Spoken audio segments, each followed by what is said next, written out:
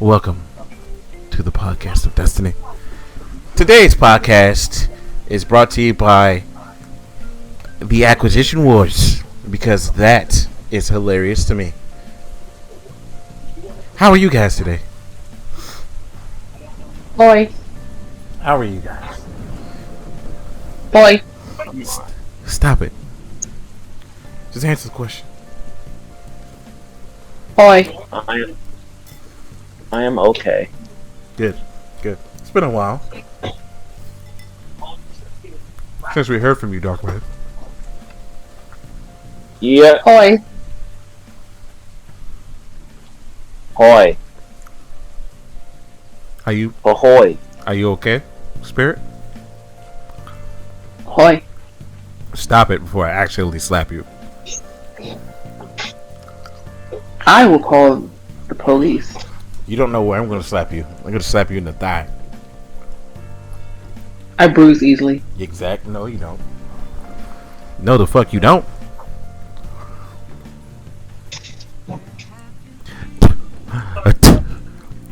Oh my god. Yeah. Oh my god.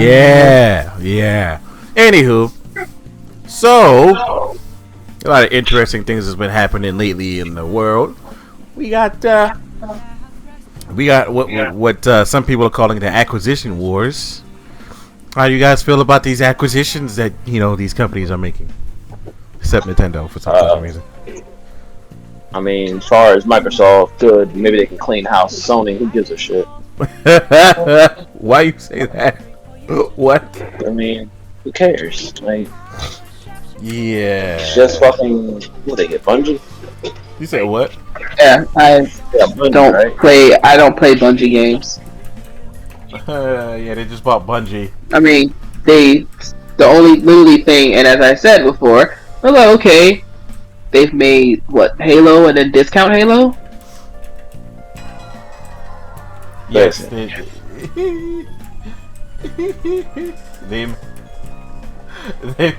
you are upset, right? But Jesus Christ!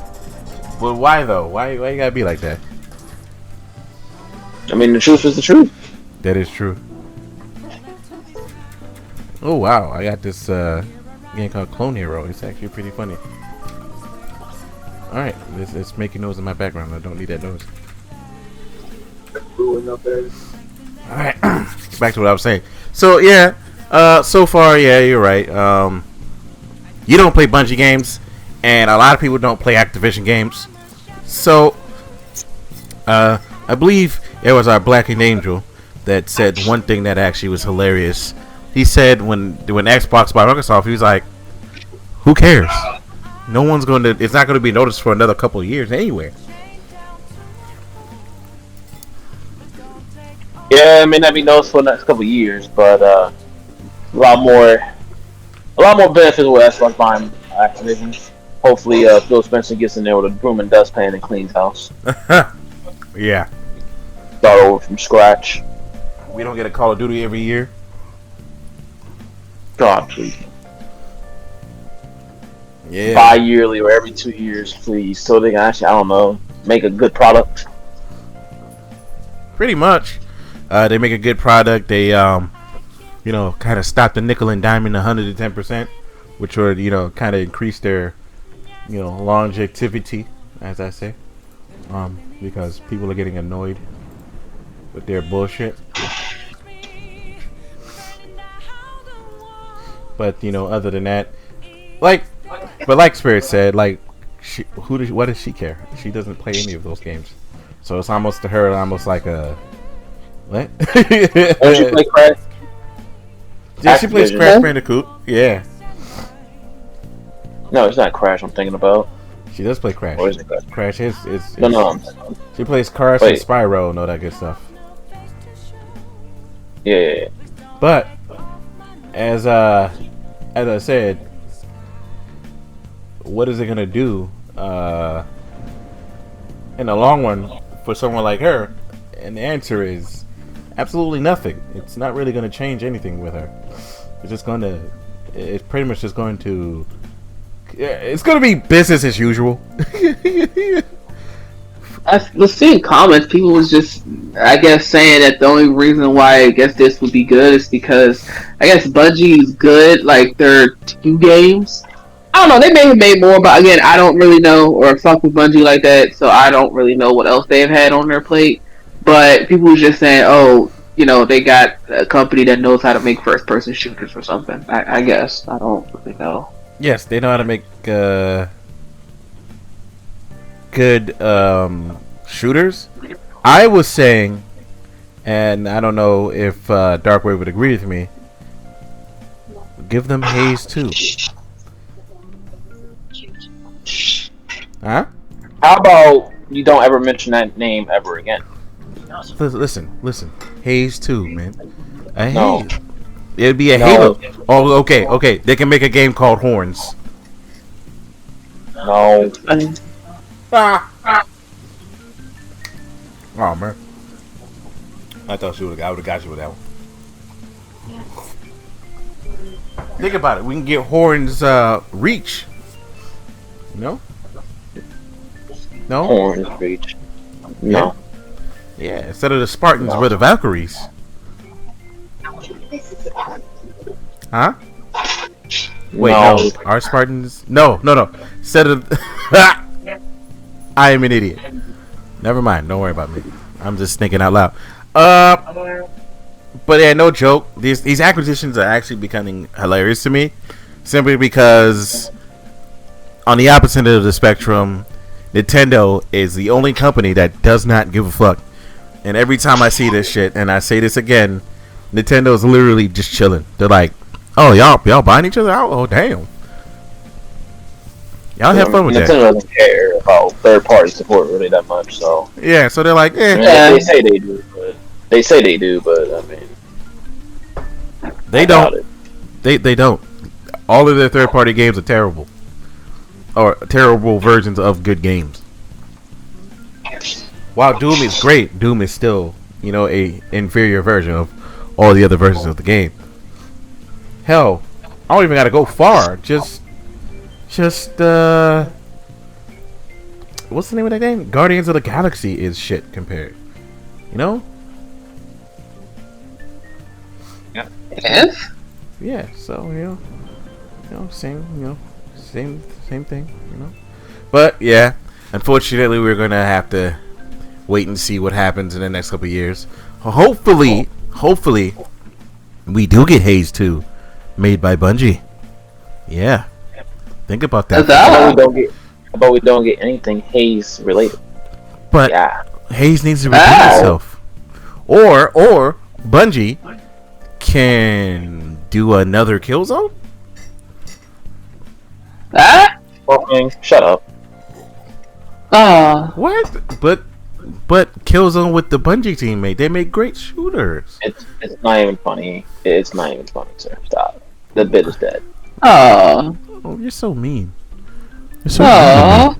But yeah, a lot of people were saying Sony should buy Square, but I'm like, they have like 3 or 4 exclusive games for Square consoles. I'm pretty sure they're good. That was actually me, and yeah, cousin brought up a point that when they already have a company that's already giving. I mean, if you already are having sex with a chick and she's just giving it up for free, y'all pretty much are doing everything.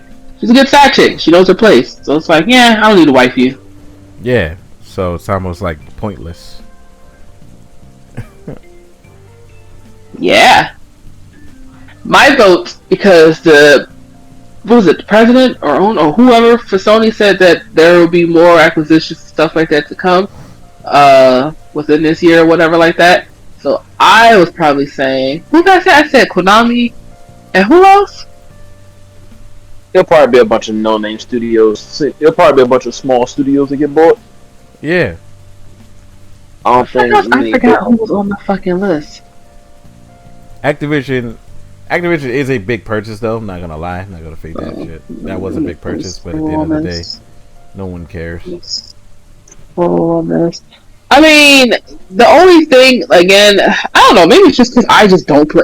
Oh, this is actually getting pretty kind of sad because it just now sounds like that I just don't play shit. Because I'll just be like, oh, Sony bought Bungie. I don't care. I don't play their games. Oh, such and such. Microsoft bought Activision. They're not gonna make Call of Duty. on just on the Xbox exclusive, they would lose so much fucking money. And I also don't play Call of Duty, so I don't care. But now that I think about it, the only games that I would probably say like they'll be pissed if they are rebooting and doing more with Crash Bandicoot. We kind of will be very upsetting if they just, was like Spyro. Here's the new Spyro game. It's an Xbox exclusive. But you just said they would lose a bunch of money. No, I said for Call of Duty. Oh yeah, for both Call of Duty and that's what I was saying. But then here's the thing: I don't play Call of Duty like that, so it's not like I'll just be like, oh man. And again, I am also not the type of person that would buy a console just for one specific game. I'm not gonna go out and go buy Xbox because I know, good, cool for them. But I will not go out and go buy Xbox just for Spyro. Damn.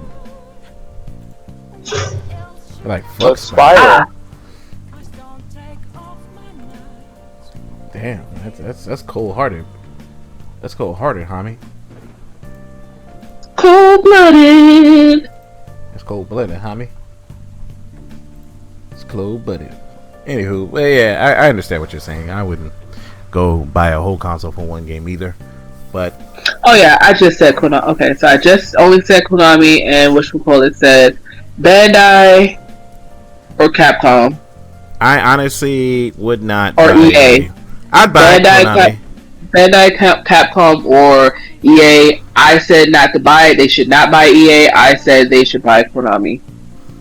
Honestly, yeah. And anybody should buy Konami so we can get a Metal Gear game. That's not a read the room situation kind of game. But to be completely honest, there's one company I would buy if I had the situation. That's Sega. I'd buy Sega. Well, Sega, I mean, they got this, the Sonic movies is pretty much one of the few, if not only, video game adaptation movies that's actually doing pretty good. So they should probably, strike while the iron is hot. Not even that. It's for their video games. It's for the video games. I mean, they've got the Sonic Frontier joint that supposedly I think that's coming out or whatever. Yeah. Sonic Frontier.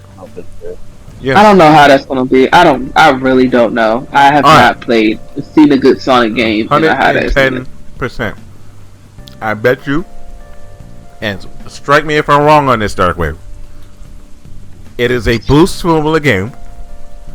None of the levels are going to be challenging. All the levels are going to be straightforward. And it's open world. Wait, say that again? It's going to be a boost formula game. They already said it was open world. Sorry, I didn't mean to cut you off. I know, but it's open world. Yeah, I know it's open world. So that's one thing, right? It's going to be boost formula. All the levels that you actually go to are going to be straightforward and easy. Boost formula? What is that? Unleashed, Generations. Oh, that Colors. That shit. Yeah. Boost formula. What you meant? Yeah, momentum. There's 3 Sonic styles. It's momentum, boost, and fucking drop. I think I forgot the name of the third one is, but pretty much, obviously, no good games will come from the drop one or the third one, because we got Sonic fucking Boom and Sonic Frontier, which is also a boost. It's like for me. Sonic games need to stop with the boost formula. Just go back to momentum. I would like to play that. What's the last time? I don't know if it'll be boost. It may have some boost in it. I think they might go more of the adventure route with this one. I don't know. Sonic team has been high up on that boost formula shit. Kind of like how Vince McMahon was high on Roman Reigns. What is the name of that Sonic game when he had the sword? That's Black Knight. Oh yeah, that's the 4th in the storybook games, and they were terrible. That is the very last Sonic drink that I remember actually playing. Didn't say I liked it, but I remember playing that, and I was like, Jesus Christ. And then before that, the last Sonic game that I actually played. Sorry, I know that a lot of people actually don't like this game, but to me, I guess you could say it's a guilty pleasure game. I actually like Sonic Unleashed. The daytime levels were fantastic. It's the nighttime levels that were shit. I actually like Is the it nighttime wrong levels that I like to a both? degree. Yeah, I like both. I just don't like the fact that the nighttime levels took 50 years in a day. Or the game said, hold up, big fella. I know you had an optional quest to collect these sun and moon medals, but in order to progress the game, you gotta start collecting these sun and moon medals. You know, because everybody knows me, as in Wildfang, loves optional main quests. Yep. I love him. I've always loved them. That's the quickest way to piss me off with your game. Have an optional quest become a main quest later in the game. Have your final boss be pointless. Have any boss fights that are hard be pointless. It's just a bunch of shit. It's easy. It's easy to piss me off in games now.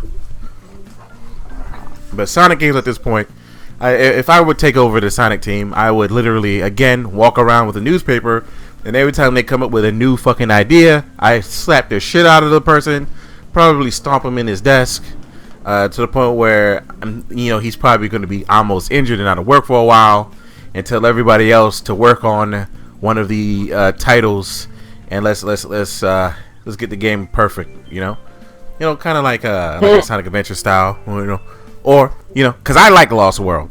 I'm probably one of the few people you're going to hear say that. How about we expand on the Lost World formula?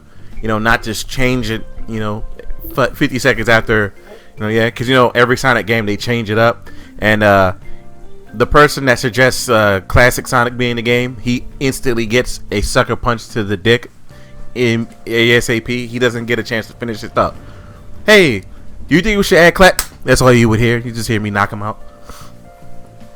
Like, if you're going to say classic Sonic, then no more of classic Sonic. Nobody wants to play with classic Sonic no more. He's really outplayed his welcome in Generations. By the end of Generations, I didn't want to play with that fucking Sonic no more. Sonic wanted to play with you, though.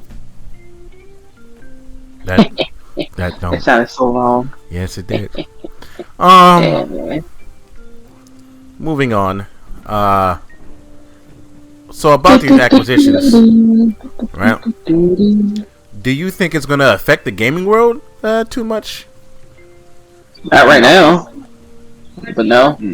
No? I don't think it's going to affect it at all. I think people are afraid too much about Microsoft buying Activision. Me personally, I think like a lot of people are afraid that, say, COD is going to go Xbox exclusive, some stupid shit like that over. All the games that Activision do from now on be Xbox exclusive, and I don't think that at all. What I think personally, I think any game that was either exclusive to PlayStation or already cross-platform will remain cross-platform because that's money lost if they make it exclusive. Yeah. What I think is going to happen is that Activision will make exclusive, specific games for Microsoft. Yeah. They'll still have their their cross brand, their pods, their whatever games are multi-platform. Yeah. But I think that they will have their games that they exclusively make for Xbox. There'll be new IPs, which is something that we most definitely need, and that's where I think we're going with this. The only thing that's going to shake up the gaming world is the fact that hopefully Xbox cleans house of that fucking shitstorm, and you'll have maybe exclusive DLC stuff like that. But as far as the actual games, and Day One Game Pass. Yeah, you'll have Day One Game Pass. You may have some. Now I won't say that you won't have no limited exclusive. I think you might have like timed exclusives. Yeah. Like you might have some games that going forward may be timed exclusive. Like these batch, like all these batch of games that's coming out now, will release on both the PlayStation and Xbox as scheduled. But maybe say a sequel of said game or whatever may have timed exclusive, but it'll come to PlayStation down the line, or they'll have exclusive DLC, or something. It'll be stuff like that. But I don't think we're gonna have this major, just dead console gaming because I don't think that at all. But that's just I feel as though that you're right. They're not just gonna. I feel like the companies are going to be like, oh nah, there are certain games that we're gonna have multi-platform. They're just gonna have the other company go, hey, you gotta pay us now. While on the opposite end is gonna be like, yeah, you can still play this. And then they're gonna be like, well, Activision's gonna be like, okay, so we're gonna make this game exclusive for Xbox. While, same thing with Bungie for PlayStation.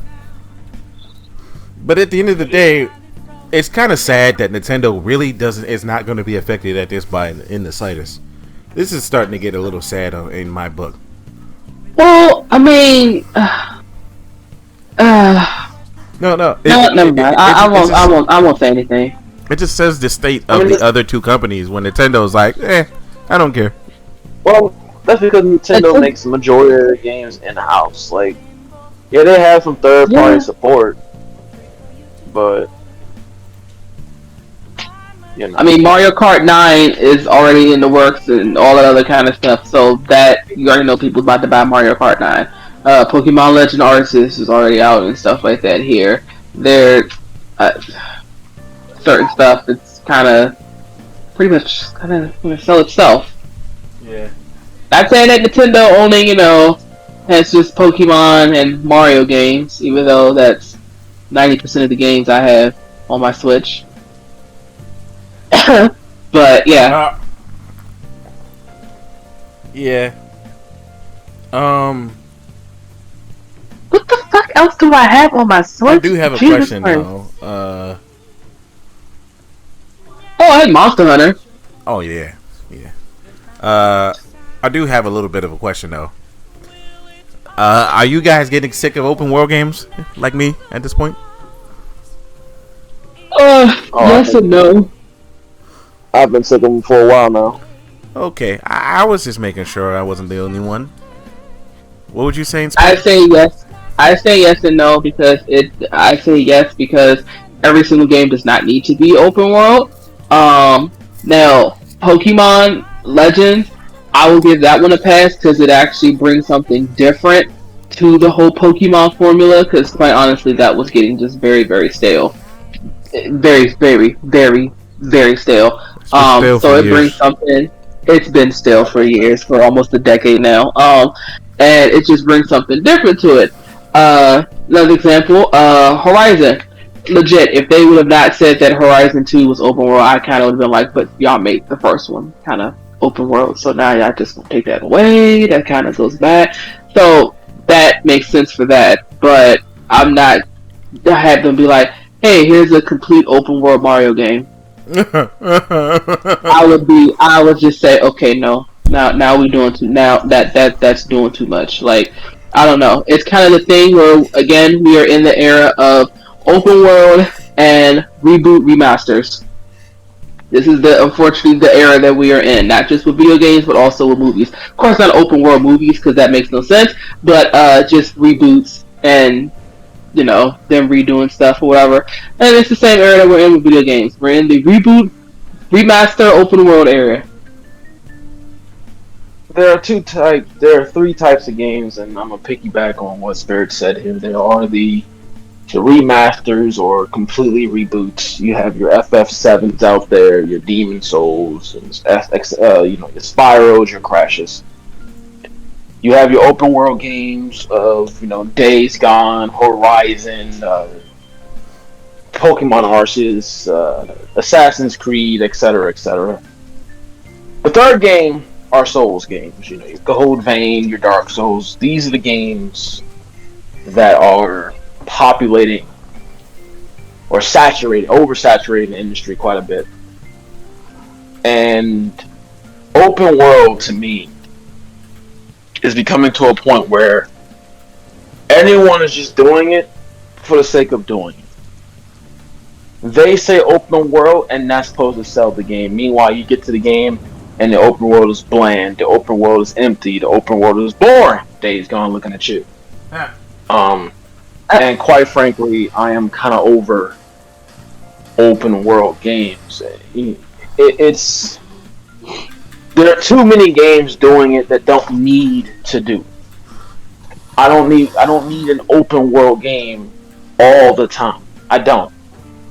You're giving me needless transportation, needless this, and then if you die and it has checkpoints, you have to start all over again from a particular area. That's just fucking. It's stupid. Yeah, that's actually getting real dumb. To me, less is more. I would love for open world games to be a little bit more special. You know, I would love them to, when you get an open world game, it feels right, not just tacked on for the sake of tacking it on. There's a few games that are open world that I think should be open world. Horizon, it fits. Yeah. Assassin's Creed to a certain extent. Depends on which one.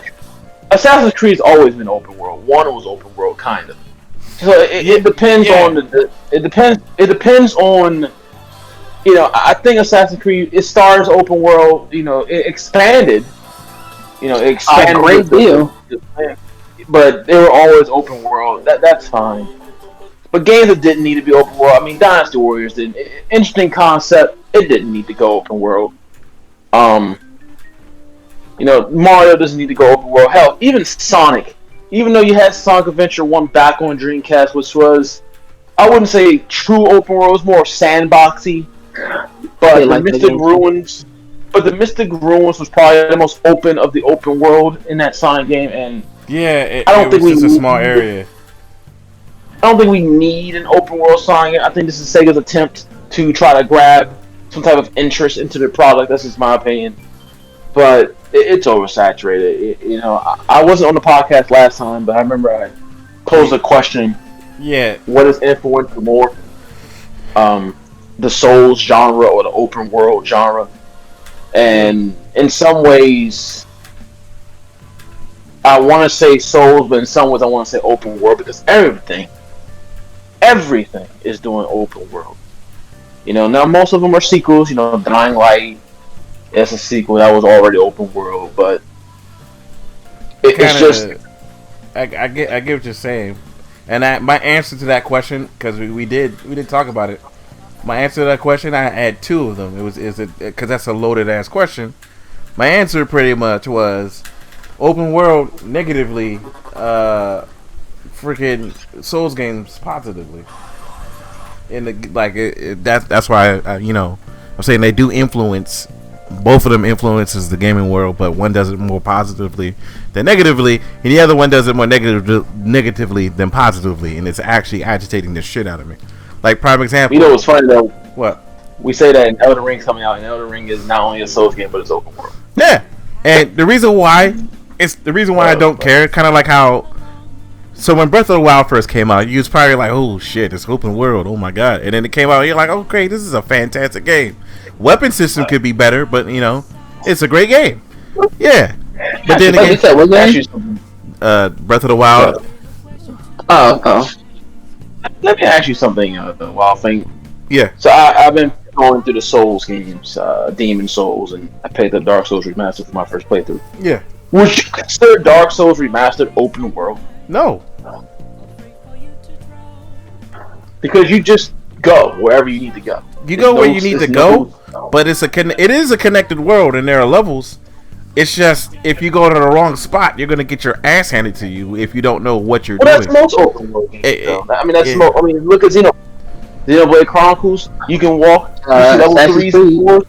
Yeah. You see a level 3, level 4, and then next to you, right in the same zone, level 90. Yeah, that shit was annoying. I'm not gonna lie to you. It's because the thing, what classifies as open? I mean, because Dark Souls 3 doesn't really feel open world. I guess it's weird because Dark Souls Remastered, for my first playthrough, everything is connected, so you're not zoning into zones. Yeah, and it is open, and you're basically going wherever you want.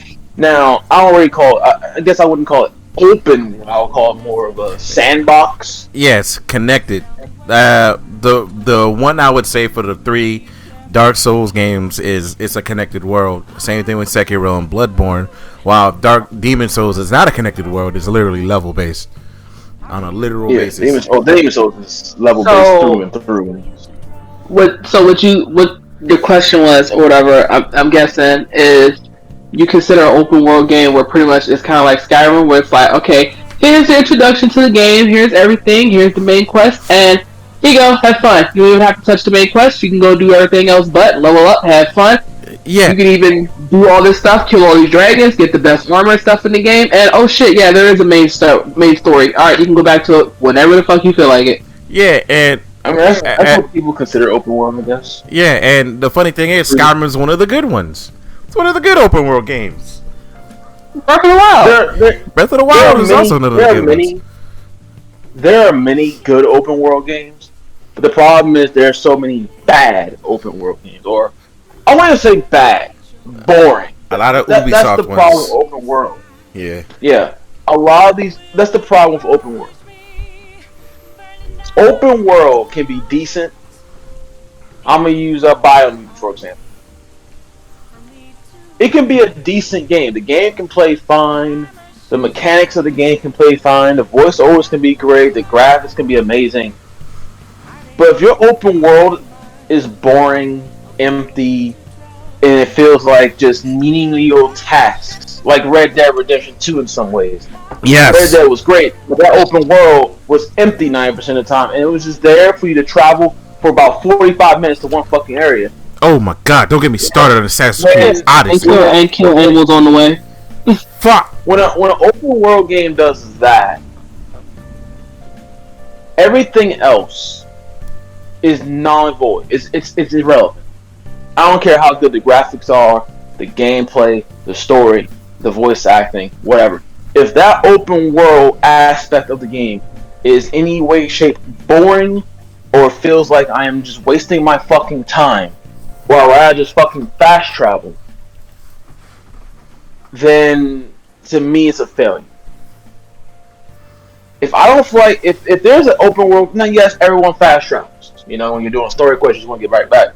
But then there are some open world games where you really don't want to fast travel too much because you actually want to find secrets, find shit, upgrade yourself because of how the game is and how the game works. Yeah. But if your first instinct in the first 15 minutes of that open world game, going to the open world is looking for a way to fucking fast travel immediately, to me it's a failure. And I'm not talking about looking for. I'm not talking about looking for fast travel just so you know it's there or just to see how it works. No, I'm talking about you're saying to yourself, "Holy shit! Can I please fast travel to this area? This place sucks, or this open world shit sucks, and it's only been 20 minutes." Or I'm bored. Yeah, that happened very frequently in Red Dead 2. I feel like that, and then you randomly running on my horse and skinning an animal, and then a random woman comes out the bush. God, bandits, sir, can you escort me over here for my cargo? And it's like, okay, bitch, I clearly know this is a fucking trap. All right, let's get this over with. You go there. Oh no, what a surprise! It's a trap. Yeah, they literally had something happen. Every so fucking often. You're just, alright, fast travel, okay, this shit sucks, and random woman, okay, random person on the side of the road, okay, there's this, okay, oh, look at that, I'm too fat, so I'm just gonna go start running now. And for me, realism, it also needs to stop with these video games. Unless it's a video game that it's too much realism. I hate it. I hate too much realism. Legitimately. There's realism and then there's too much realism. Red Dead had too much realism. I told you what was going to happen in GTA 6, in the next Red Dead, if they made one. Like, legit. In GTA 6, you're going to have to start going to take the cars and stuff to go to the gas station, go put some gas in it. If you want to bike, and if it's raining, you can't ride. You're gonna have to change the chains and stuff in your bike because some joints gonna get rusted if you leave them out, not covered. In the next Red Dead, you're gonna have to, feed your horse, properly actually take care of your horse. You're gonna have to stop and take bathroom breaks. Actually, go get something to eat. It's gonna be like Sims. You're gonna be legit playing Red Dead Redemption 3 Sims. It's going to be a Sims game. Like, if I legit wanted to play Sims, if I wanted to play if I wanted to play Sims, if I wanted a character were legit, you're peeing, I gotta make sure you bathe, make sure you got money and stuff like that, take care of your area, your house, camp, whatever. I would just go play fucking Sims. Yeah, I mean that's what survival games are. I mean survival games are all pretty much that. Yes, but I don't want to play GTA. I'm of course being extreme with it, but I don't want to sit here and play GTA and then they're like, oh, your car just stopped because you didn't take it to the shop because your car is not at 100,000 miles, so you got to go do the routine maintenance for it, and then you got to put some gas in your car. Yeah, that would actually I'm piss not me gonna the lie, fuck I've off. always thought that would be hilarious if it got to a point where you had to put gas in your car on Grand Theft Auto. Yeah, they were actually going to think about doing that in the last one, and then they said they were going to charge you real money to fill up your gas. Oh god, that's That would have calmed down the same as Al Qaeda, but that's just me being extreme. terrible. Yeah, that would have been so fucking terrible that they would have gotten in so much fucking trouble. But that's what the CEO of Take-Two said he would like to have done. Apparently. So, yeah. But legitimately, I'm glad nobody did that. And somebody with comments that said, no, just no, buddy. No, sweetheart. No. Let me ask you a question, or both of you, I guess. Yeah. For open world games, do y'all like open world turn-based games? Do you think that is a good formula to have? One of the games that I honestly like is Dragon Quest. Yes. To a degree. That's the one. Yes. That is like the one exception for me. Yes, Dragon Quest is fantastic. I think it's 11. I don't know. I don't know the Roman numeral for it, but it's the last one that just came out. Right? 11. Yeah. Dragon Quest 11 is fucking great, and it's open world, and there's shit to do, and there are towns to visit, and there's shit to do. You can literally enhance hero by the time this man gets to like the third boss, and have boss ass equipment because you just decided to say fuck the beat path. Let me go do whatever the fuck I want. I'd be fine. I'm fine with that. Xenoblade Chronicles X, fantastic game. Too bad it was on the Wii U, but yes, it was great. It was great. There are games where that's not the case. I don't think there are any more games like that. Because if there are a game like that, I'd be like, this game is terrible. What do you think about this Edge of Eternity? You think it's gonna be good? I don't know. Open world, turn-based. Where's my chapstick? I thought it was a tactical RPG. I didn't even know it was open world. Oh, it's open world, or at least some of it open world. At least it's turn-based. I know it's turn-based. I don't know. I've always been turn-based. To me is a weird thing. Yeah. Because I accept it with Dragon Quest. But Dragon Quest is always been turn-based, and there's no signs that they're ever going to change. Final Fantasy has kind of changed from turn-based to action. I don't know. It's weird to me. It's a weird mix of I can accept it, but then I don't want to accept it at the same time. Because when a game looks that good, and then you boggle me down with just turn-based action, it kind of takes me out of it. Well, Dragon Quest being the sole exception, because that is literally what, over 20 years of that. And it's just it sometimes bothers me, like when you see a game like FF. Like imagine FF15 in turn-based. As good as that game looks, to me it would just feel weird. I feel like a waste of resources to me. I don't know. Yeah, it would be, and I'm not gonna lie to you. It'd be a waste of their resources. I'm not saying that Dragon Quest don't look amazing. It's just I don't know. It's just it's a weird thing to have a game look so good, so beautiful, and then you shackle me with turn-based. It feels like you're robbing me of something, even though the game could be fucking fantastic. But it just feels like you're robbing me of something, you know? Yeah, I get you, but I feel as though I've never played an open world turn-based. Most open worlds I play, they're just Breath of the Wild, Skyrim, Horizon. Here you go, here's the quest, go do some shit, have fun. Bye! It's It's mainly it's the JRPGs that do it. The JRPGs are the ones that be open world and be turn based.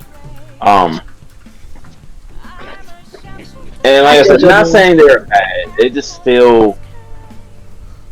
I just feel like I'm missing something because it's turn based, and maybe it's because I'm not really a huge turn based guy. I mean, some of them I will play, but I don't know.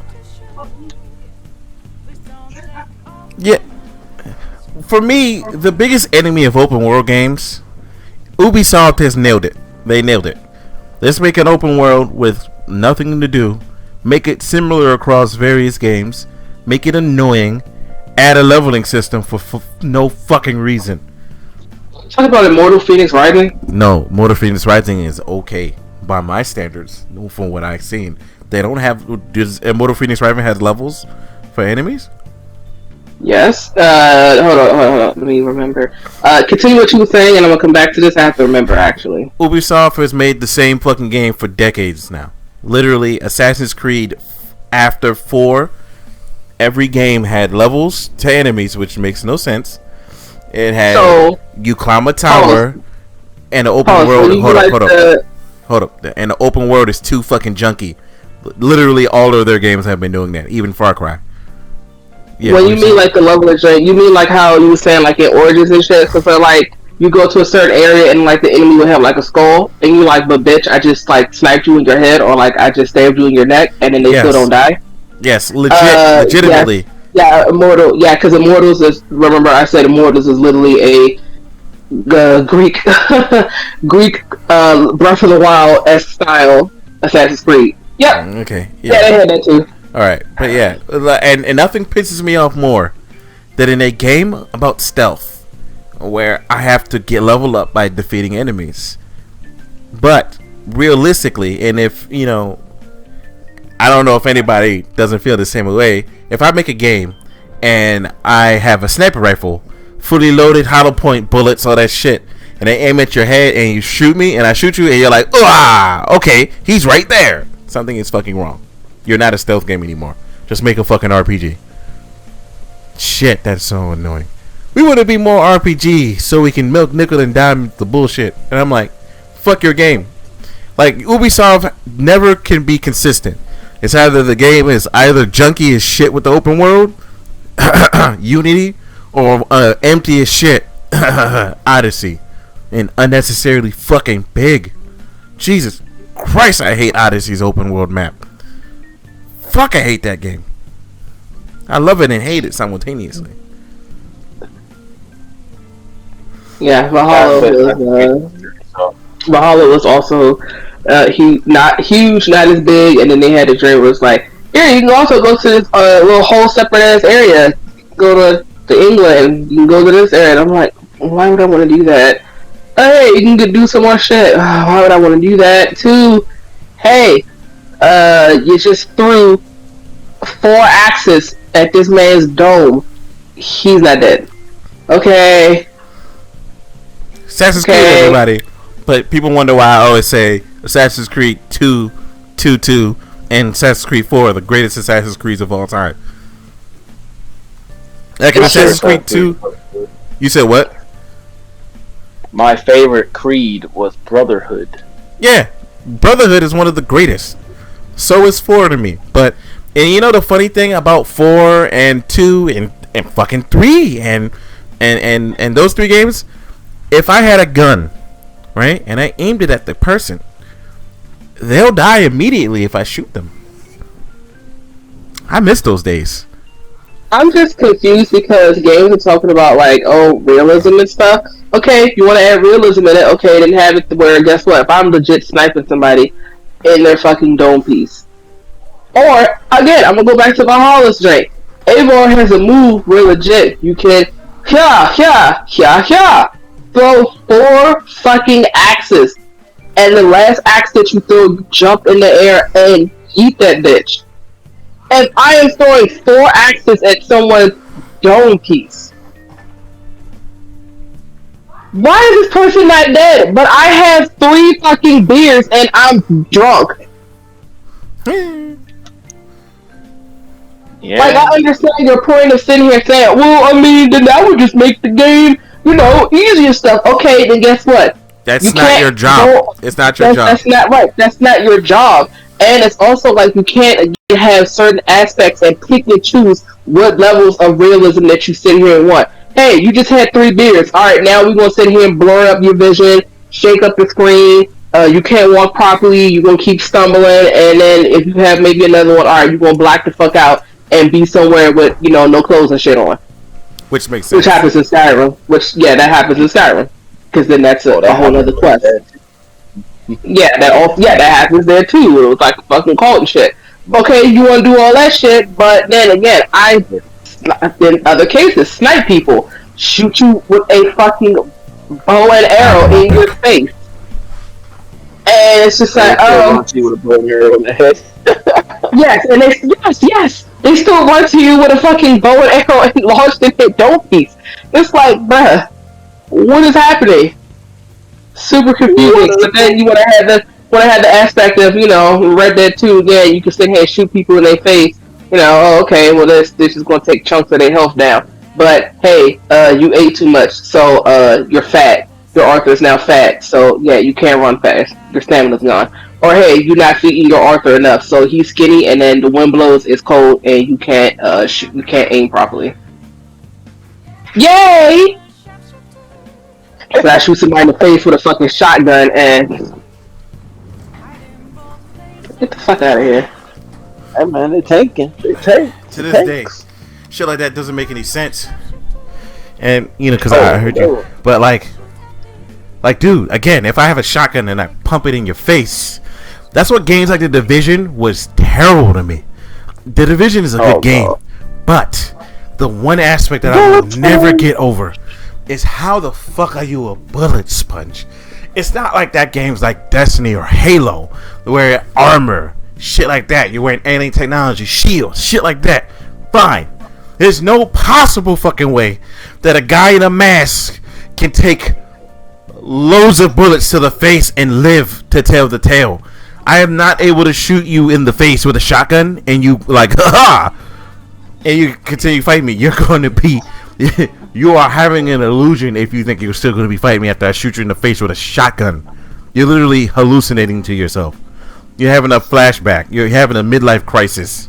I don't even know what to think about that shit because you're dead realistically. I've blown half your face off if I took a shotgun, barrel stuff a shotgun in your head. That's why I said at this point, Ubisoft needs to commit to RPG or actual games. Right now, they are committing to this RPG hybrid shit. They need to stop. That's why Ghost Recon, what's the name of that fucking game? Breakpoint? They literally made a mode where they said, take off the RPG elements, and now everybody said, yeah. And guess what? The game became better. Oh, shit. Literally, once you do that, you can literally fuck some shit up. It actually becomes an actual Ghost Recon game. What? How about that? Rainbow Six Siege, Extraction, they're actually good. Jesus Christ. Except for Extraction is just, it should have just been DLC. That game to me is bad. I didn't like it at all. Oh, damn. I mean, I was about to say you want to run it. Overly unbalanced. That game is overly unbalanced. Oh yeah, no, it's fucking hard as balls. It's not even hard for us. It's just hard. It's unbalanced hard. Like it doesn't make any sense. Oh, that brings us to another segment. Has anybody ever told you, before we get back on distraction, has anybody ever told you that Souls games are hard for the sake of being hard? Yeah. I've never been so baffled by that argument in my life. I hate when people say that. I'm like, no, Souls games are hard because you lack common sense. That literally is the only reason. Oh man, Souls games. The funniest thing about I think most of the good ones is that if you actually like just play it, yeah, most of them are very cheesy. Yeah. But the thing with Souls games, and I tell people this all the time, because everyone say, "What's your hardest Souls game?" And I say, your hardest Souls game is your first Souls game. And people say that's not an answer. I'm like, yes, it is. You play one Souls game and you go through the trials and tribulation of learning that style and all that shit, you will be perfectly fine playing most other Souls games. And slowly but surely, you'll do better at them. You'll know what you're doing. You'll know what you want to do with your character. And thus the games will be that much easier. Unless you Sekiro, that game is just hard as shit. Well, Sekiro is not really a Souls. I'm sorry, I'm bad at Souls. You said what? I mean, everyone starts off bad at Souls. If you sat down, I guarantee you this: if you sat down through an entire Souls game and actually, beat it, go through the trials and bullshit, and you understood what you wanted to be, strength build, magic build, dex build, whatever. If you went through an entire Souls game and you beat it and you just figured out the formula, and then you went to another Souls game, that game will feel infinitely. You'll still die a lot probably. You still have your your little moments, but that game will feel infinitely easier than the other Souls game. He could ask Wildfang what happened when I was I was just so bad and so frustrated at this game. And I didn't just start laughing. I was like, fuck it, and then just doing stupid shit because I was like, yeah, I can't. I don't think I make it past the first fucking area. Which one was it? Was Neo that you had me play? Didn't I play what was it, 3 or something? You also had me play Wildfang or something? Yeah. I don't remember. There is. Let me put it this: when it comes to Souls games, there is a preference on which to play. Yeah. If Neo is your first Souls game, you're in for a fucking treat. Because Neo, in some ways, is probably one of the harder Souls games. Yeah.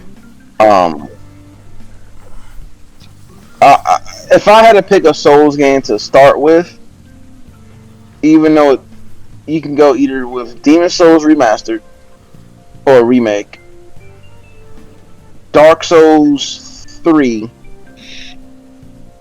or maybe Code Vein. Honestly, I think if you went with one of those three, and actually went through the trials and bullshit, and you beat one of them, or at least close to beating it, and then you played another Souls game, you'll be just fine. Yeah. Honestly, because once you figure out what you want to do in a Souls game in terms of dex, magic, strength, quality, or whatever the fuck it is you want to do, the games become infinitely easier. Yeah. In my opinion, anyway. I mean, but you're right though. That is actual facts. So, Neo being your first Souls game, Spirit, yikes. But I'll tell you this: even Neo can be cheesed very easily. Mm-hmm. Very easily. It's called dexterity. It is called, like I said, every Souls game basically has a cheese. And Magic if you for figure it out. Yes. Now, granted, it may not be your playstyle, which some of them are not. Like Demon Souls, if you're a magic person, you will love it. I'm not a magic person. I have a magic character, but I didn't make that until later on. Yeah, same here.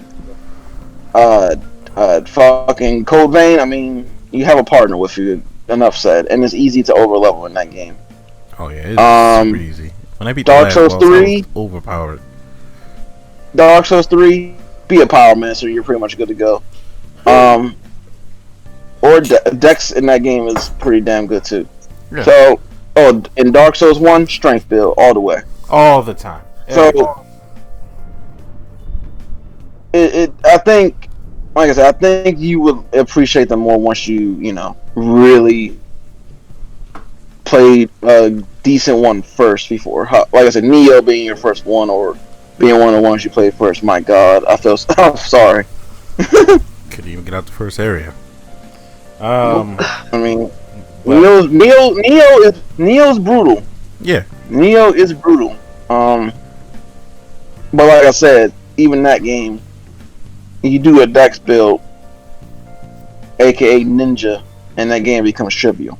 Yeah, literally. So, the next thing, like you were saying, you said Extraction. You didn't like Extraction? no. Damn, son. To me, the game is unbalanced.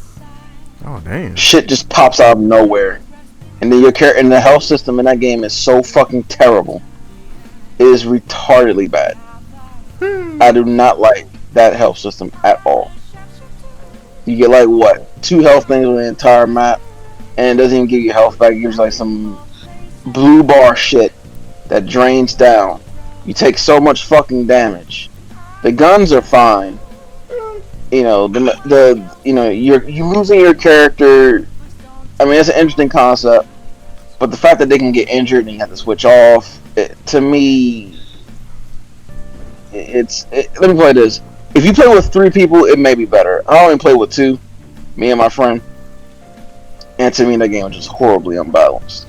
Yeah, with 3 people, it's still hard. It's still unnecessary. Like, to me, it was like you're trying to do something, and then you got shit popping out of literally everywhere, and you can't move. Yeah. So you get fucked, and then your character's gone, and then you have to pick another character, and then go rescue the other character. Yes, which is annoying within itself. And then if that character gets hurt too much, then they're injured. You can't use them anyway. Yep. Like it has you gotta interesting rescue concept. the other character. Yep. It's great with certain concepts. It's just I wish the enemies didn't smack you if you had 100 health and you end up damn near 50, and you're like, what the fuck? I mean, I wish they just had a better health system. Like, the health system in that game sucks. Because if you're playing with people and they just pick up the health because, you know, they just want to be topped off, even if, like, okay, say if you're not playing, we both have 100 health, and you just pick up the next 2 health because A, we don't know any better, or B, we think it's no harm, no foul. Yeah. And then I get hit with something and lose damn near all my health, and then I can't find health until literally, like, either the next stage or if at all. And it's just, at that point, you have to literally leave and come back, and to me, it's unbalanced that way. I don't like that style. I mean, I get what you probably have to do is probably do little mission at a time, leave, get leveled up, and come back and come back and come back. But to me, that to me is dumb. And that health system to me is the worst aspect. You could at least give us limited healing of ourselves, at least. I mean, instead, Doc has that ability, which is hilarious. Yeah, but they have to actually. Someone has to actually play Doc. If they don't play Doc, then you're running around, fucking, with like 10 health the entire level. It's okay in small doses. I just think it's not balanced well at all, personally. Yeah, I get you. What about Dying Light? I don't have Dying Light. Damn it, man! Who else is getting Dying Light? Man? I have it. I mean, if you want to buy it for my birthday, and I happy belated to you, sir, by the way. Thank you. But if you want to buy me the game, by all means. I mean, I'm over the zombie monster type stuff, man. Like, you're like me. Yeah, I don't care. I'm so over. But like, if I was to buy Dying Light, it's only because of co-op. And I honestly don't even want to buy the game. Like, I'm trying. If someone bought me the game, great. I don't. If I was to buy the game, it'd be a fucking very generous sale. Like, I mean, I can help you. It's just, you know, I just need 4 people to play that game. That's all I need. Well, buy me the game and I'll play it. Waiting for GameFly to get it so I can play it. So. Yeah. All right, you know, you can buy me the game or whatever.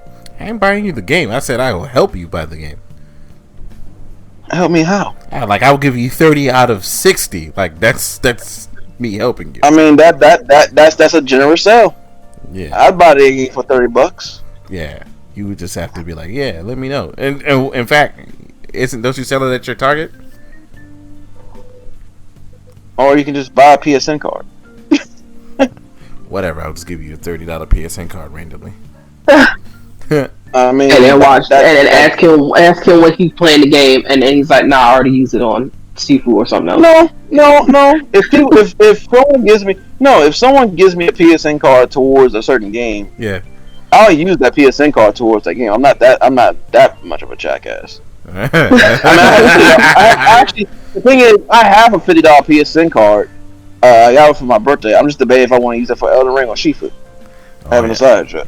I already bought my. I have a $45 left for my drink, and I'm debating on putting it on Sifu or just holding it for something. Sifu, I want to play it. I wish there was a demo out so I can actually get my hands on it. I really wish there was a demo out for it. I don't know why there's not a demo for it.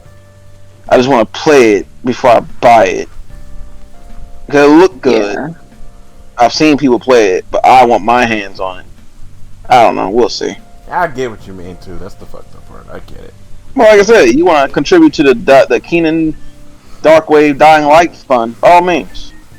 I'll think about it. Yeah, I'll let you know by the end of the night. I don't know. Yeah, honestly, it's a lot of people say it's glitchy like Cyberpunk, but I say there's a difference between Cyberpunk and Dying Light. And the main difference is Dying Light is 4 players, so you can have 3 other people have unnecessarily bullshit fun with it, while Cyberpunk was just terrible in single player. So, there's a difference. Alright. Did anybody else have anything in the gaming sphere they want to talk about? Because we got to move on to something that we all really don't like. Is it the Royal Rumble? $20 for this main Darkwave here. Nice. Do we have to talk about the Royal Rumble? We have to talk about the fucking Royal Rumble. You know we do. You know we do. Do we?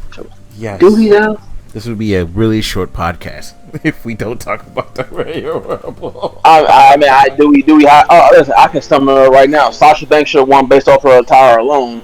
Seth Rollins, babyface. Congratulations to him. Oh, cute. And I can go to bed early on night 1 and night 2 of WrestleMania. Oh, we'll talk about WrestleMania in the moment after we're done talking about this stupid. Oh, I just gave the whole time. If the stuff that's talked about, the match will suck. There you go. You know that's not how we work here. Stop it. You know that's not how we work. We work as a Oh unit. my god. Anywho, wait, you thought I was gonna say the full phrase? No. Just keep going. Okay. So it's time to talk about the fucking Royal Rumble. How many of us watched it? Yay!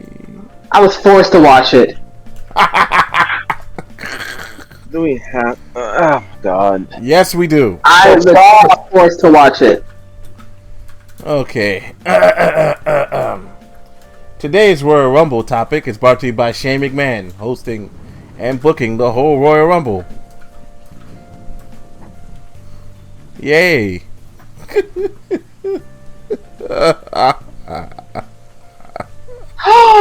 This fucking Ravager just killed my charger. I'm about to whoop his ass. What the fuck are you talking about? See? That's how much we care. That's how much she cares about Royal Rumble. She's mentioning Horizon stuff. Okay, but first things first, let's talk about Seth Rollins versus Roman Reigns. Now, I can't say I fully hated this match. I'd be lying to you. But I hate the match more now than ever before. Why you say that? No, continue your statement. I'll finish what I say. But I legitimately hate that match more now today than I did when that match happened. Okay, I think I know why, but I'll let you get to it. So for me, the match was great up until the fact that they ended it in a disqualification. And Seth Rollins is great at playing mind games with his enemies, which is fucking fantastic now. I like came out in the Shield theme, came out in the Shield outfit, did the whole joint where he jumped over the barricade. And I was like, I still got it. I was like, ha, yes you do. But my problem is the powerbomb to the table. Why was it like, it's a shield bomb? I was like, It's a power bomb, my guy. That's not the shield bomb. It will require whatever. But yeah, match is alright. I stated to multiple people that if they were going to end the match like this should have been on a low level pay-per-view and not one of the big fucking 4 pay-per-views. Darkwave, what is your opinion on this? The match was fine. The ending sucked, and I hate the match more now, today, than I did when it actually was going down.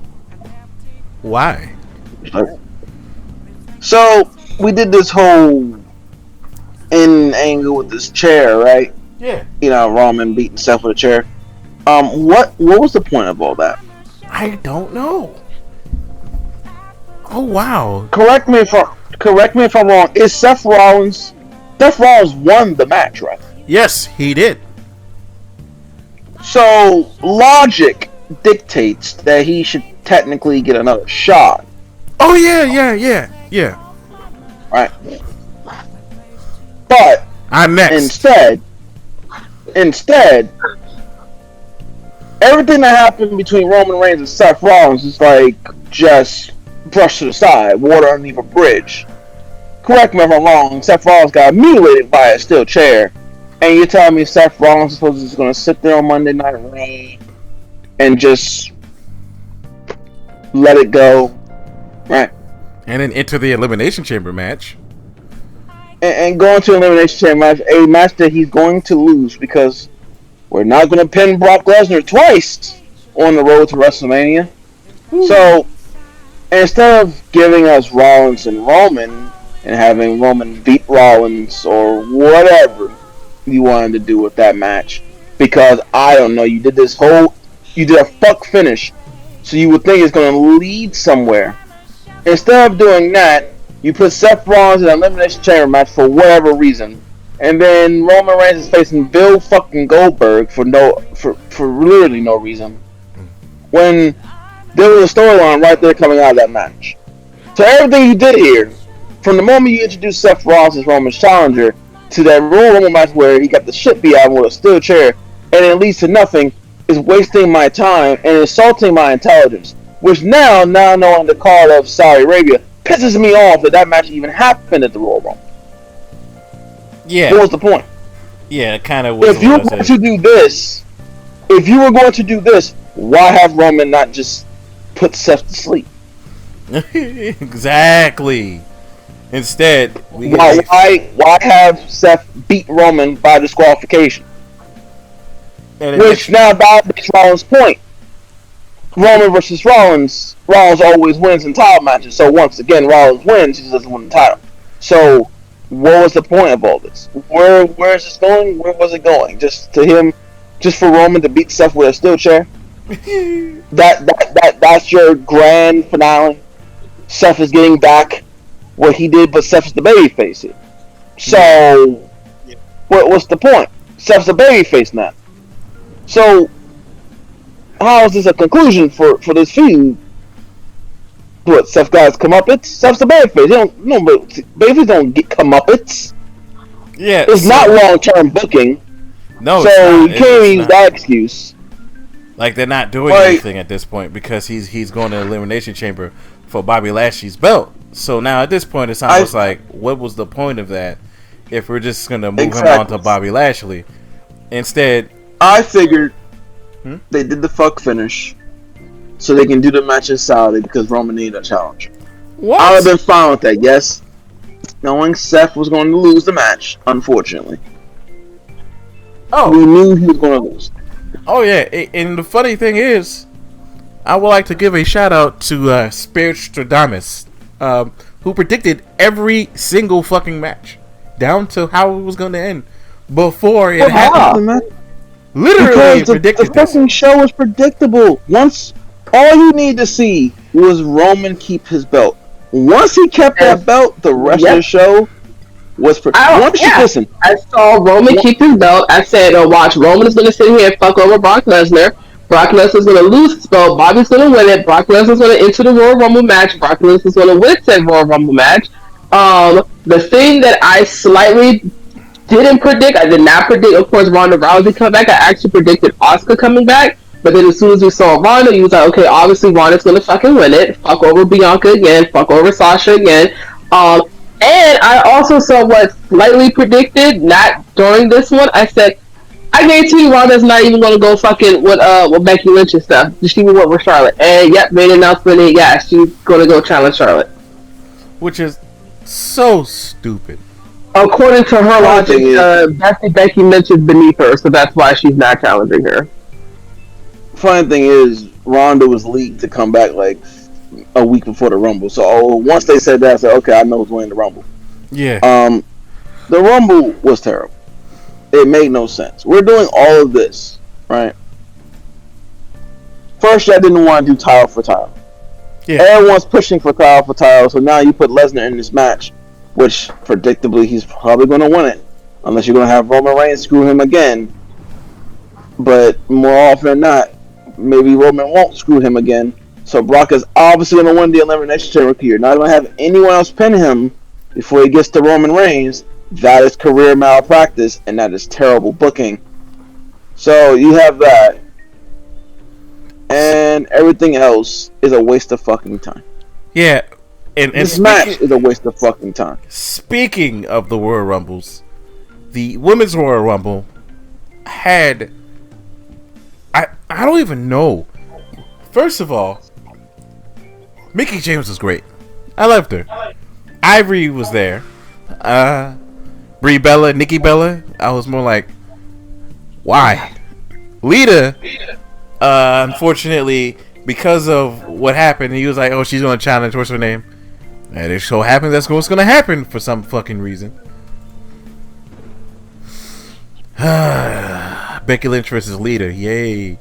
Molly Holly came in for no fucking reason. Who else came in for no reason? Ivory came in for no reason. Melina came in and actually had an okay fight, but was eliminated so easily. Oh, she was eliminated in 3 seconds. Yeah. And then Sasha Banks did the best. Then Sasha Banks did the best thing on the entire show. And once again, she should have won off that attire or her doing the fucking split alone. Yeah. Of course, Rhea Ripley was there, and I was like, oh, this is cool. Charlotte Flair didn't need to be there because it didn't make any fucking sense. If you have a belt, you don't need to be in there. Cameron. That's who else was Cameron, too. Cameron was there, and that was fucking pointless. That's fuck. Jesus Christ, that was annoying.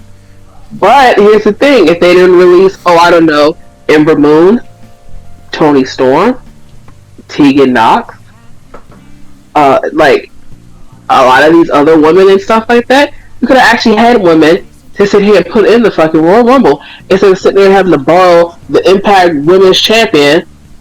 Oh yeah, and had to borrow people.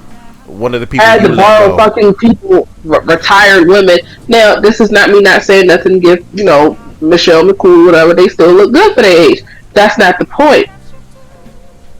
You released 80 superstars last year, released some more stuff shit this year. Well, who the fuck else do you have? I'm surprised they don't have the goddamn women that does makeup and shit come on out there. Damn, son. Strictly, very much so boring. I was just completely bored with both Royal Rumbles. I actually used to really like the Royal Rumble as a kid. It was super fun. My dad used to do the countdown and stuff. Like, oh my god, who's coming next? Oh my god. So I used to really like the Royal Rumble. I have not enjoyed a Royal Rumble in years. I mean, the one with Drew McIntyre, I like that one. But Jesus. No, that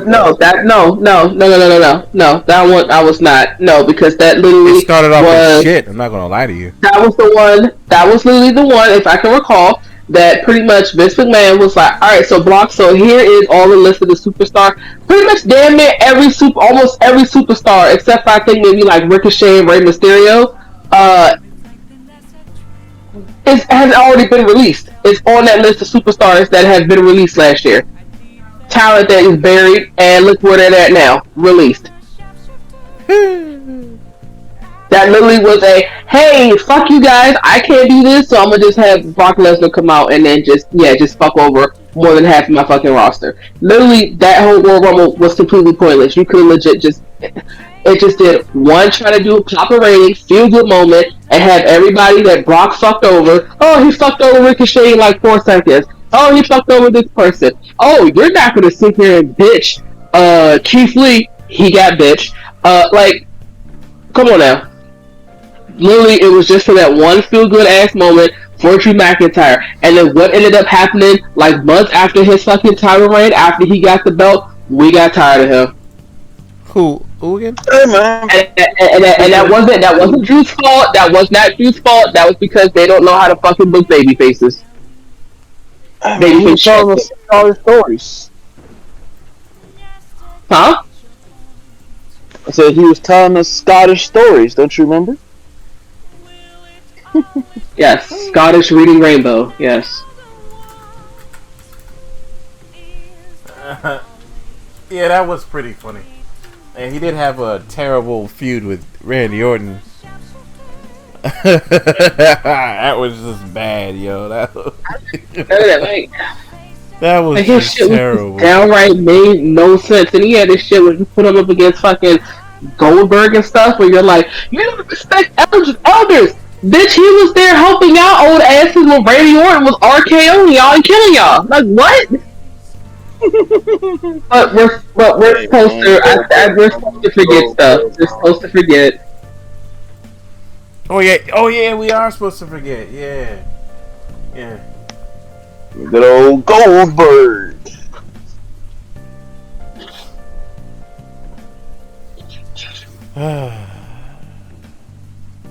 But yeah, unfortunately, we gotta watch another Goldberg match. His last match was, actually not as shit as. It's like, no, he should not have beaten. What's his name? To be completely honest, at all. Moving on.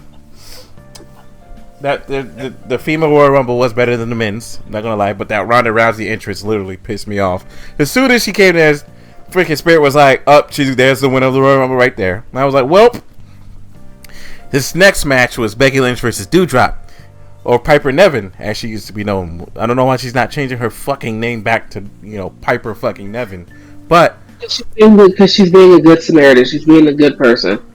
They don't want her to change it, and more likely this is like, okay, cool. Until they release her, and then months later we're going to hear a report, oh, I pitched to get my name broke away from fucking Eva Marie, but they said no.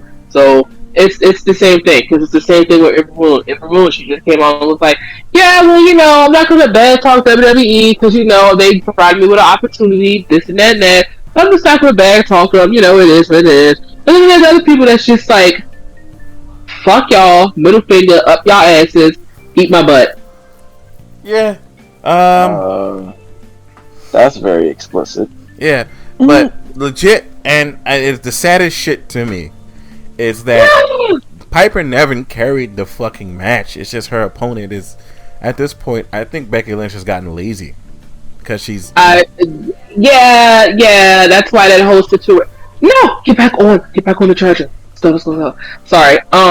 That's why, like, with the whole thing where it was like, oh, Becky and Charlotte don't really talk to each other as much. They used to be friends. I'm like, I fucking believe it, and I'm not even gonna blame this one on fucking Charlotte. It's both of their fucking faults. Both women have two big fucking heads. Their goddamn egos are completely off this goddamn planet at this point, and they're both fucking lazy. That's why Charlotte doesn't fucking sell for nobody, whatever like that, unless she fucking wants to. It's the same thing Brock Lesnar does. He don't want to fucking sell for you, he ain't gonna fucking sell, and the match ends up being shit. Him versus Dean Ambrose.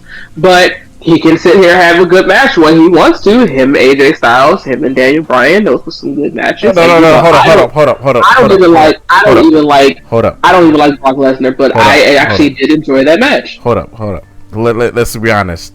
Him versus AJ Styles, Finn Balor, Daniel Bryan were the only really good match. Oh, and Seth. No, was it Seth? One of the Seth Rollins matches? I can't remember. Yeah, both the matches were good for Seth. It's just that they failed Seth afterwards. Yeah. So it's just those shits, right? And where it was just oh shit, yeah, that was good.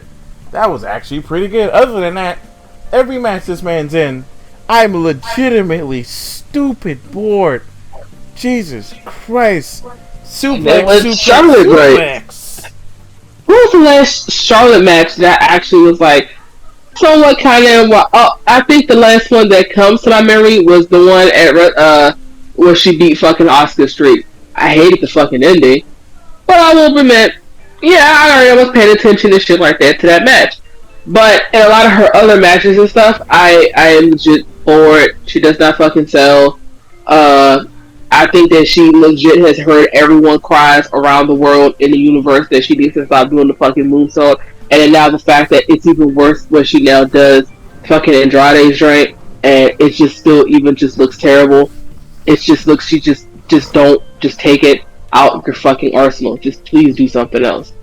Do not do a moonsault. Do not do his. Just take it out of your arsenal, please.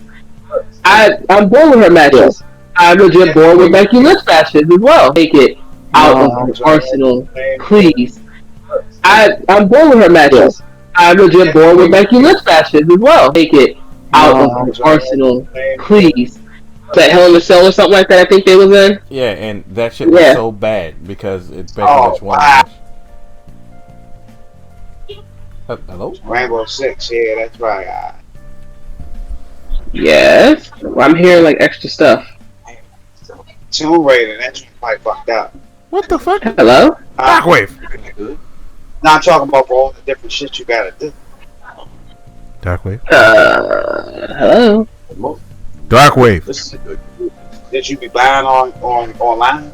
Bruh. Game Pass or? Mute yourself. But that's what you pay for, like online. Well, What is the time for this podcast? 121. So I gotta go back from 121. So Shit. online, you pay for years. It's like $60. Jesus Christ. Oh my god. I have to hear this conversation, don't I? On Netflix. All the I'll mute him. I'll mute him. Netflix the game. Can you still hear him? Yes. Whatever. Server mute. Can you still hear him now? No, I cannot, and I see the mute thingy beside his name. Yeah, server muted him. Because that was stupid. Okay. I will unmute him in like a second. The next match was Bobby Lashley versus Brock Lesnar. Not gonna lie to you, the fact that he didn't just bitch Bobby Lashley made me happy. On the game, so that's taken up. Like legit, that actually made me happy. I think I can still hear him. No, I unmuted him for a second. See. Oh, okay. It was like how you joked and said, oh, when the match first started and then they started then doing the suplexes, it was like, oh, okay, there we go. Somebody had to hit pause in their game and actually put, specials only and stuff like that, finishers only on their 2K. They forgot to put it on. Yeah, and for some reason, like I said, I enjoyed the fact that Brock Lesnar didn't just bitch out Bobby Lashley, and Bobby Lashley was able to show Brock Lesnar like, "Hell, fuck you," which is great. My problem is, why did it say armor always 1 F5? Why did they overly protect that move? They need to stop overly protecting the F5. It's actually annoying. Yeah, it's yeah. I mean, it's like other moves that I would much rather. Oh shit! Oh hell no! That's a dead mall. Hell no. There's other stuff that, like in AEW, how they have the Black Arrow, the Black Mask. Are they still calling it that? I think they're still calling it that. I can't remember, or I don't remember the name that he may have changed it to. But like certain moves and stuff like that, they have protected, because it's like in certain stuff, like I could have swore that if a move is called like your finisher, that I could have swore that it's supposed to finish the match. That's why I thought it was called a finisher. Yeah. Like, you know, you do the RKO, that's supposed to finish the match. That's supposed to That's it. You do the RKO. You can do that shit out of nowhere or whatever you want. And yeah, that's supposed to finish the match. Yeah. Not, I'm gonna do like 20 Stone Cold. Like, do you realize how annoyed we would be and how much that would not work if in the Attitude Era, like Stone Cold was doing just like 20 stutters? And like, do you realize how not special it would be for The Rock to sit here and constantly do like 4 or 5 people's elbows? Well, first of all, that move, it was just very much dramatic. So that was okay. I was like, sir, you would have to find like another cinematic or something to do because this people elbow. That shit took like a good at least like 30 seconds. And you can imagine him doing like them damn things like 4 or 5 times in the match. No. Kind of like Hold on, I got some better. Let's go ahead. That's 55 gigs, and that's just the game itself. Give me a second. Including any updates they did. There we go. Alright. I just disconnected and I don't feel like muting them. Jesus Christ. Okay. Because if I mute them and I wait too long, it's going to be an issue. But, back to what I was saying. It was something I was saying. Oh, yeah. Finishers supposed to finish matches. Apparently, that's not a thing anymore. So, moving on from that to Edge and Beth Phoenix versus The Miz and Maurice, which is the most obvious fucking match in the history of man. Okay. And I'm also confused with Maurice, because, like, she gonna be lucky if she's with the fucking Miz, because if not, she damn sure been one of the women that would have been cut. Mm-hmm. Because at this point, like, that just has to go to, you have to definitely know, or you scoring the right people, or married to the right goddamn people, for you to stay in this fucking company. Because at this point, here, Maurice is still fucking here. Tamina is still fucking here. But I got rid of Tony Storm, Ember Moon, Tegan Knox, Raquel Gonzalez. Wait, hold on. No, we're not Raquel. Mercedes Martinez. I don't know. I just don't know. Y'all constantly bitch Bianca Belair. Y'all dog the shit out of fucking Rhea Ripley. And her doing this whole dumb ass shit with Nikki Trash. Who, by the way, should be a fucking heel. But she's still coming out to hero stuff. Which doesn't make any sense, but whatever. I don't know. Whatever. I don't care anymore, like, legit. But yeah, moving on. And of course, there was the Men's Royal Rumble in which Brock Lesnar just fucking came out of fucking nowhere. And we had fucking Johnny Knoxville, of all people, just to promote his movie. Like, why? Was Ricochet in the Royal Rumble? No. No. Was Cedric Alexander in the Royal Rumble? No. Was Shelton Benjamin in the Royal Rumble? Madcap Moss was in the Royal Rumble. Rick Boogs was in the Royal Rumble. Fuck. Was Damian Priest there? I can't remember if Damian was there. No. No, Damian had it. Well, you can't even say, Damian's the such and such champion. I mean, at this point, it doesn't fucking matter. Charlotte Flair is Omos eliminated him. Okay. Yeah, you have fucking Omos. What is going on with that? I feel like they are legit only keeping Omos just so they can sit here and say, well, we're not racist because we're pushing this big black guy. And Omos was literally pointless. Omos is trash. He is fucking doo-doo garbage. Damn. Hot doo-doo garbage. Which is so bad. I am not sorry. He is just terrible. Like, at this point, y'all could have just kept fucking Braun Strowman. At least Braun Strowman can do some wrestling moves. Y'all could have just fucking kept Braun Strowman. Yeah. Or just do how they did, how Nia Jax asked, y'all was like, oh, we're doing pay, budget cuts. And she was like, well, I'll take a pay decrease. I can decrease my pay. No, we'll just fire you. y'all could have just went to Braun if y'all want to sit here and say, well, Braun Strowman's making too much money. Hey, Braun, we're going to get you a pay decrease. Sorry, buddy. Y'all could just did that and just kept fucking Braun Strowman, like, at that point. Yeah, and then, like, legit, as soon as the last 4 happened, which is Bad Bunny for some fucking reason, then Shane McMahon. Bad Bunny actually did good in the match, I'm not gonna lie. Shane McMahon, which I was like, what is I don't lie with Bad Bunny. Like, he surprised me, like, the match where it was him and Damian Priest and stuff. Yeah. It's like, okay, you know, he actually was like, yeah, you know, he trained and stuff, and then you can only expect so much from celebrities, like, unfortunately. Man. He's a better wrestler than fucking The Miz and Shane McMahon combined. Everybody, my 15-year-old niece is better than The Miz. So, well, like, certain, like, celebrities and stuff, you can sit here and be like, okay, we expect you maybe do, like, a spot, or even, like, when it was, what was his name, was it Pat McAfee, right, that went up against Adam Cole? Yeah. Yeah.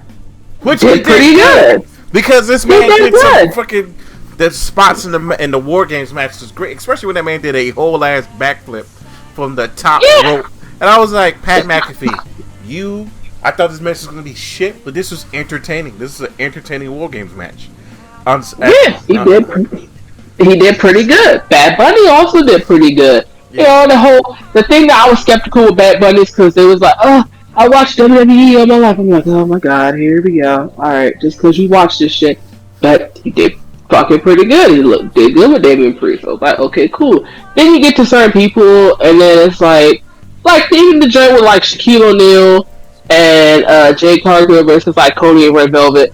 Yeah. It wasn't too terrible. Shaq did okay. That wasn't too terrible. Wait, what? Yeah, it was a match in AEW where it was Jay Cargill and Shaquille O'Neal versus Cody Rhodes and Red Velvet. He did okay. Of course, the main focus was supposed to be for the woman because that was like Jay Cargill's, not like her debut, but like not her. That wasn't like her first single joint, so that was like her first time that we just like actually see her in the ring. And she did okay. I just would kind of slightly wish that they would not position her. That she definitely still needs a lot more fucking work. Yeah. But anywho, and then they had the joint where it was like Snoop Dogg, where he went on the top rope and tried to do like a little frog splash or something like that, and yeah, that shit looked like hot garbage. And he kind of slightly slipped. Right. But Snoop is old, and yeah, but it just he did not need. At this point, like, I just don't care anymore. Again, WWE literally is only doing this just to sit here, get the ratings up. That's literally all everything is about. It's about fucking ratings. It's about draw. It's about, oh, okay, well, let's sit here and get people to look. Hey, people will sit here trending the match or the joint that happened with Bianca and Becky Lynch. So let's just make Becky Lynch come out there and beat her in like 10 seconds or whatever. That'll pop up and get a draw or whatever like that and get the numbers up and boosted and have people talking. Yeah. That's literally, they don't do anything with rhyme or reason. They just literally think the day of, the minute of, hour of. It's like, okay, let's have Paul Heyman. The only reason why I think that the whole shit with the Brock Lesnar, Paul Heyman, Roman shit even slightly kind of makes some sense or has some direction is because it's fucking Paul Heyman. It's Paul Heyman that's just sitting there in the middle of this shit. He's directing this shit and, you know, having the ideas and stuff with that. And it's your top guy in the fucking company. So you're going to pay attention and give details and stuff for him. Everybody else, you get the bottom of the barrel, you get scrapped seconds, or you better be lucky that we even write you in the fucking script. Jesus Christ. Yeah, you're right. That's literally what it comes down. That's literally what it comes down to. I would not be surprised if that shit was not even supposed to happen with Becky Lynch or Bianca Belair. I would totally not even be surprised if they just like, you know what, here, let's just change this shit and go with it, kid. Alright, thanks. Bye. Makes sense. And of course, like you said, they don't want to sit here and build new stars. I am not surprised if they don't want to build Bianca Belair up. She's a beautiful woman. She is a black woman.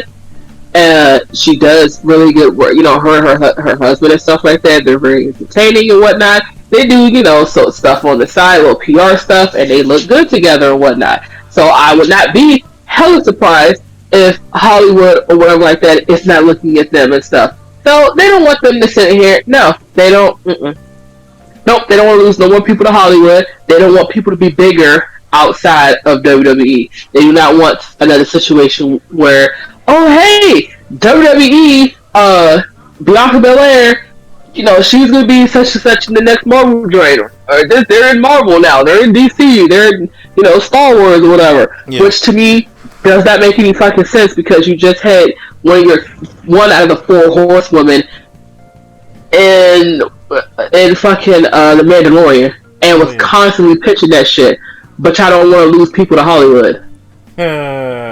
I'm very confused, but that's that favoritism bullshit. Yeah, that's that whole politics shit. Oh yeah, you can go ahead and do the Mandalorian. Oh, anybody else? No. Yeah, that's hilarious. But yeah, and unfortunately, like I said, this shit leads to Elimination Chamber, in which Bobby Lashley, fucking Brock Lesnar, Seth Rollins, Austin Theory, Riddle, and AJ Styles is going to be in. And as Dark Ray stated, they're not going to pin Brock Lesnar. Brock Lesnar is going to win the fucking match. And then it's Becky Lynch versus Lita, in which Becky Lynch is going to win the match. I honestly think the Viking Raiders have a chance if they treat them like they were the... Other than that, tag team is. It doesn't even matter if the Viking Raiders win or not because there's no tag team division. So they're gonna continue. They're gonna keep going back and forth from forever because there's no tag team division. So if they win the fucking belts, then what? Who they got? Nobody. You're right. Exactly. So it doesn't matter. The tag team belts are completely worthless on both brands because you're just gonna have them constantly going back and forth, forth and back, up and down, left and right. Up, down, down. Yeah. And then there's the, of course, there's fucking Drew McIntyre. Bro, first of all, we all know Roman's not losing to fucking Goldberg. Nobody would like to see that. And then there's Drew McIntyre versus Madcap Moss, in which, why is this still a feud?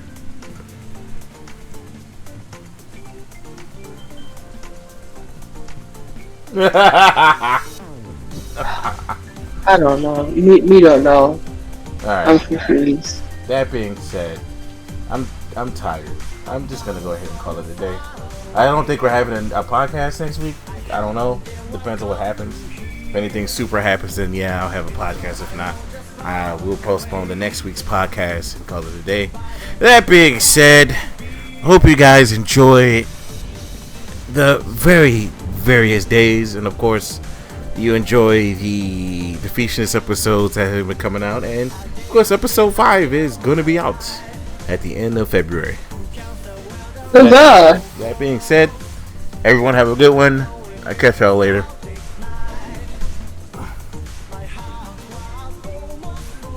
What? Hello? What the fuck just happened? Yes, I'm still here. Okay. I don't know. My screen was...